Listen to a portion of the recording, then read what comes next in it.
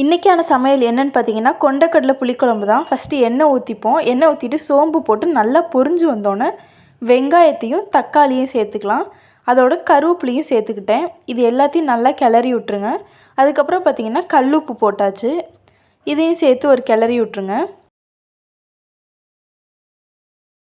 இது எல்லாத்தையும் சேர்த்து கிளறினதுக்கப்புறம் பார்த்தீங்கன்னா முருங்காவையும் கத்திரிக்காவையும் சேர்த்துக்கலாம். அதையும் சேர்த்து நல்லா கிண்டி விட்ருங்க.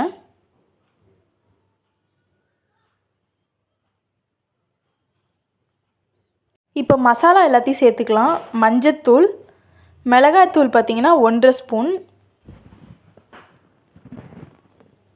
மல்லித்தூள் ஒரு 1.5 ஸ்பூன். அதுக்கப்புறம் பார்த்திங்கன்னா புளி ஊற வச்சுருக்கோம். அதில் கொட்டையெல்லாம் எடுத்துகிட்டு புளி தண்ணியை மட்டும் சேர்த்துக்கலாம். இதை கிண்டி விட்டுட்டு அதுக்கப்புறம் புளி தண்ணியும் சேர்த்துக்கோங்க.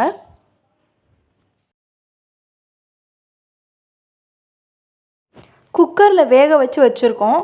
உருளைக்கிழங்கும் கொண்டக்கடலையும், இது சின்ன வெள்ளை கொண்டக்கடலை, அதையும் சேர்த்துக்கலாம். இதையும் சேர்த்துட்டு இப்போ நல்லா கிளறி விட்ருங்க. இதை அவ்வளோதான். இதில் நம்ம தண்ணி மட்டும் ஊற்றி இதை மூடி வச்சிடலாம். பாருங்கள் நல்லா கொதி வந்துருச்சு.